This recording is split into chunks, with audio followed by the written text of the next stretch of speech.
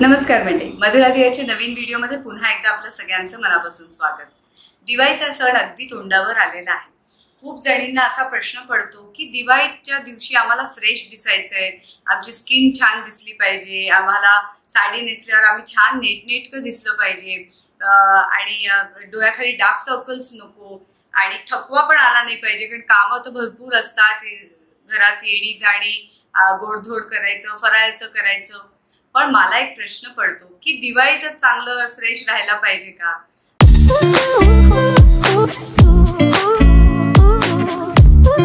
मला तर असं वाटतं की स्त्रियांनी आपल्या आरोग्याची काळजी थ्रू आउट द इयर म्हणजे वर्षभर घेतली पाहिजे आणि त्याचा रिझल्ट म्हणून मग दिवाळीमध्ये किंवा कुठल्याही प्रसंगी तुम्ही छान फ्रेश दिसू शकता। आता काही महिन्यांपूर्वी मी पुण्यात आले आणि त्याच्यानंतर मी थोडेसे काही तज्ञांचे पण सल्ले घेतले आणि शिवाय काही लाईफस्टाईल, डाएट आणि माझे थॉट प्रोसेसमध्ये चेंजेस केले, जेणे मला खूप जास्ती फ्रेश वाटतं आहे। ओव्हरऑल माझ्या अपीअरन्समध्ये, माइंडसेटमध्ये चांगला बदल झालेला आहे।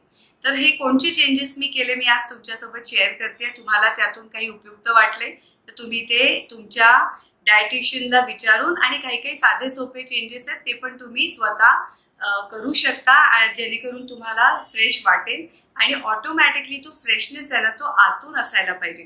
तुम्ही किती जरी मेकअप केला पण आतून तुम्ही थकलेले असाल, तुम्हाला काहीतरी शारीरिक त्रास होत असेल, अंग दुखत असेल तर तो फ्रेशनेस तुमच्या चेहऱ्यावर दिसणार नाही। पहिला बदल जो मी स्वतःमध्ये केला तो मला असं वाटतं जो खूप त्याचा रिझल्ट म्हणून मला फ्रेशनेस जास्ती जाणवतोय तो म्हणजे माझ्या डाएटमध्ये।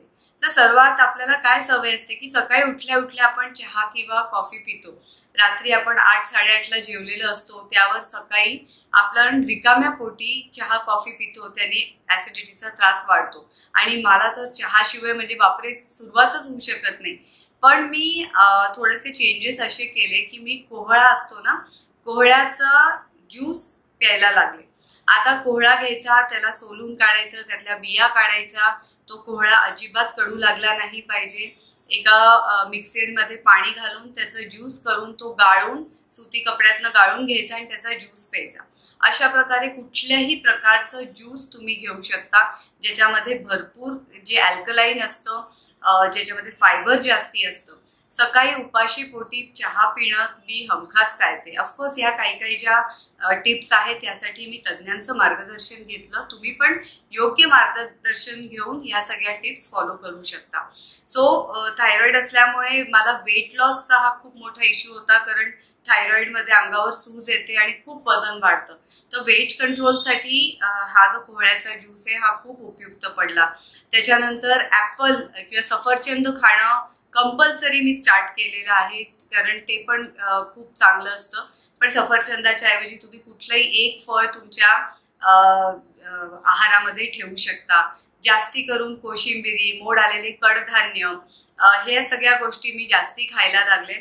खूप कच्चं जे कडधान्य असतं ते जरा ना कुकरमध्ये एक शिट्टी त्याला, किंवा मूग म्हणा, मटकी म्हणा, ह्याच्यामध्ये खूप जास्ती प्रोटीन असतं आणि जेव्हा तुम्ही प्रोटीन खाता तर तुम्हाला खाखा होत नाही, तुमचं पोट भरलेलं राहतं आणि तुम्ही मग जे इतर वेळेस कंटिन्युअस आपण खात राहतो ना तसं होणं टाळतं आणि त्याच्यामुळे तुमचं वेट सुद्धा कंट्रोलमध्ये राहतं, वजन कंट्रोलमध्ये राहतं। हा मला एक बदल खूप जाणवला, कारण मला ब्रेकफास्ट झाला, सकाळचा नाश्ता झाला की परत अर्ध्या पाऊण तासांनी काहीतरी खावंसं वाटायचं, भूक नसायची पण खावंसं वाटायचं। मग असं जेव्हा आपण खात जातो तेव्हा आपलं वजन हे हमखास वाढतं। अजून एक महत्वाचा बदल म्हणजे मी केला म्हणजे मी गहू अजिबात खात नाही। म्हणजे मला पोळी भाजी मला अतिशय प्रिय आहे, तर मी फुलका खाणं मला खूप आवडतं, पण मी ते बंद केलं आणि मल्टीग्रेन आटा म्हणजे कसं ज्वारीचं पीठ, नाचणीचं पीठ, डाळीचं पीठ, तांदळाचं पीठ या सगळ्या पिठांना मी एकत्र करते एक बाउल भरून आणि मग त्याच्यातनं एक भाकरी तयार करते आणि ती भाकरी मी सकाळी माझ्या जेवणामध्ये खाते। सो त्याच्यामुळे पण मला जो एक हेवीनेस वाटायचा तो कमी झाला। रात्रीच्या जेवणात सुद्धा मी जड खात नाही, धिरडी खाते। खूप छान छान प्रकारची धिरडी आपण करू शकतो, यूट्यूबवर भरपूर व्हरायटी आहे। सो जेवढा आहार रात्रीचा आपण लवकर घेऊ, 7:30च्या आधी जर का आपण जेवलो आणि जर का आपण तो जो आहार आहे तो जास्ती हेवी न करता तेलकट, तुपकट, कमी साखर आत्तापासून जर का तुम्ही कंट्रोल करायला लागला तर ओव्हरऑल दिवाळी काय तुम्ही कधी पण फ्रेश दिसाल. कारण आता तर दिवाळी आहे, सर्वात जास्ती आपल्याला इतकं टेम्पटेशन असतं, घरात गोडधोड झालेलं असतं, तिखट तेलकट तुपकट सगळे पदार्थ असतात आणि आपण ते भरपूर खातो. आणि जशी दिवाळी संपते त्याच्यानंतर आपली वजनं वाढलेली असतात, कोलेस्ट्रॉल वाढलेलं असतं, थकवा जाणवतो. तर आतापासूनच जर का तुम्ही हा अवेअरनेस क्रिएट केला, जागरूक राहिला की तुम्ही काय खाताय, तुम्ही खायचं पण कमी कॅलरीचं खायचं आणि ह्यासाठी तज्ज्ञांचा सल्ला जर का घेतलात ना तर त्यासारखं रिझल्ट तुम्हाला मिळणार नाही. म्हणजे आपण आपल्या मनाप्रमाणे डाएट नाही करायला पाहिजे, त्याचा त्रास होऊ शकतो. दुसरी महत्वाची गोष्ट, फ्रेशनेस वाटण्यासाठी तुमचं शरीर आणि मन दोन्ही चांगलं पाहिजे. शरीराचं आरोग्य जपणं फार महत्वाचं आहे.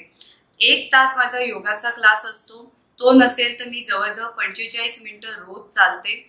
आणि योगाचा क्लास समजा नसेल शनिवार रविवार तर मी 12 सूर्यनमस्कार हमखास घालते. सूर्यनमस्कारासारखा दुसरं पर्याय नाहीये फिटनेससाठी. इतकं छान वाटतं. पाठदुखी, कंबरदुखी ही स्त्रियांमध्ये भरपूर असते, या सगळ्यावर हा रामबाण उपाय आहे. तर अशा प्रकारचे कुठलीही एक व्यायामाचा प्रकार तुम्ही निवडला पाहिजे. त्याच्यानंतर तिसरी महत्वाची गोष्ट मी जी केली ती म्हणजे ग्रॅटिट्यूड जर्नल सुरू केलं. बरेच जण आपल्याला खूप अपेक्षा असतात आयुष्याकडनं, अवास्तव अपेक्षा असतात, असं झालं पाहिजे, तसं झालं पाहिजे, हे माझ्याकडे नाहीये. पण जे आपल्याला मिळालं आहे, जे आपल्याला आपल्या कर्मानी, नशिबानी, देवाच्या कृपेने मिळालं आहे त्याच्याबद्दल आपण कृतज्ञ नसतो किंवा त्याला आपण टेकन फॉर ग्रँटेड घेतो.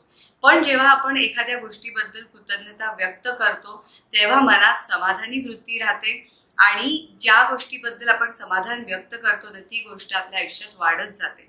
सो चांगलं आरोग्य, चांगलं कुटुंब, चांगलं करिअर, ह्या सगळ्या गोष्टींसाठी मी कृतज्ञतेचं एक जर्नल केलंय, एक वही केली आहे. थोडक्यात सांगायचं तर रात्री रोज 10 गोष्टी मी त्याच्यात लिहून काढते की ज्यासाठी मी कृतज्ञ आहे. सो ह्याच्यानी पण खूप छान फरक माझ्या माइंडसेटमध्ये पडला. दुसरी महत्वाची गोष्ट, सकाळी उठल्या उठल्या आपण काय करतो तर पहिले व्हॉट्सअप बघतो, इंस्टाग्राम बघतो, मोबाईल बघतो थोडक्यात. तर तसं न करता सकाळी उठल्या उठल्या मेडिटेशन तर तुम्ही करू शकता, पण त्याचसोबत 5 मिनिटं पॉझिटिव्ह सेल्फ टॉक करायचा. पॉझिटिव्ह सेल्फ टॉक म्हणजे स्वतःला ॲप्रिशिएट करायचं की येस मी आज खूप चांगलं वागली आहे किंवा मी माझ्या स्वभावात चांगला बदल केलेला आहे, मी खूप मेहनती आहे, मी हुशार आहे, मी लोकांवर प्रेम करते, मी समाधानी आहे. अशा प्रकारचे स्वतःला ॲप्रिशिएट करणारे, स्वतःला पॉझिटिव्हिटी देणारे वाक्य स्वतःला मनातल्या मनात सांगायचे. आपण जे आपल्या अंतर्मनाला सांगतो त्याप्रमाणे ते आपलं अंतर्मन कार्य करत राहतं. सो आपला फ्रेशनेस, आपल्याला कशामुळे फ्रेशनेस येतो आणि कशामुळे डलनेस येतो, मुख्य तर आपल्या शरीराचं आरोग्य चांगलं पाहिजे, त्याचसोबत आपलं मानसिक आरोग्य पण चांगलं पाहिजे. आपल्या मनामध्ये लोकांबद्दल प्रेम असेल, पॉझिटिव्हिटी असेल, निराशा कमी असेल तर काय होतं, आपली पॉझिटिव्हिटी जेव्हा जास्ती वाढते तेव्हा ऑटोमॅटिकली तो फ्रेशनेस आपल्या चेहऱ्यावर रिफ्लेक्ट होतो. तुम्ही खरंच मनापासून सुंदर असाल तर तुम्ही सुंदर दिसणारच आहात. इरिस्पेक्टिव्ह तुम्ही मेकअप करा नाही करा तो भाग वेगळा, पण स्वतःला छान अपग्रेड करायचं असेल तर पॉझिटिव्हिटी वाढवायची असेल आणि फ्रेशनेस वाढवायचा असेल तर तुमच्या सबकॉन्शियस माइंडवर, माइंडसेटवर तुम्हाला काम करणं हे खूप गरजेचं आहे. पॉझिटिव्ह अफर्मेशन्स कसे द्यायचे, व्हिज्युअलायझेशन कसं करायचं, ह्याच्यावर बरेचसे व्हिडिओज यूट्यूबवर आहेत. मी पण निरनिराळ्या माझ्या व्हिडिओजच्या माध्यमातून तुम्हाला सांगत असते. सो येणाऱ्या दिवाळीपुरतं नुसता फ्रेशनेस ठेवू नका, तर थ्रूआउट द इयर अगदी वर्षभर तुम्ही स्वतःला फ्रेश ठेवा, स्वतःला छान मेंटेन करा. तुम्ही जर का कमी खाल्लं ना, मी तुम्हाला खरं सांगते लगेच तुम्हाला तुमच्या वजनामध्ये फरक दिसेल. योग्य मार्गदर्शन घेतलं तर तुमचं ना वजन, आपल्या स्त्रियांचा सर्वात मोठा प्रॉब्लेम आहे. 40 नंतर भयंकर वजन वाढतं, गुडघे दुखतात, थकवा येतो, धाप लागते आणि मग आपल्याला असं वाटतं की आपण आपल्याला नीट कॅरीच करू शकत नाही. खूप वयस्कर झाल्यासारखं मग आपण हावभाव करतो की आज बापरे हेच दुखतंय, आज तेच दुखतंय.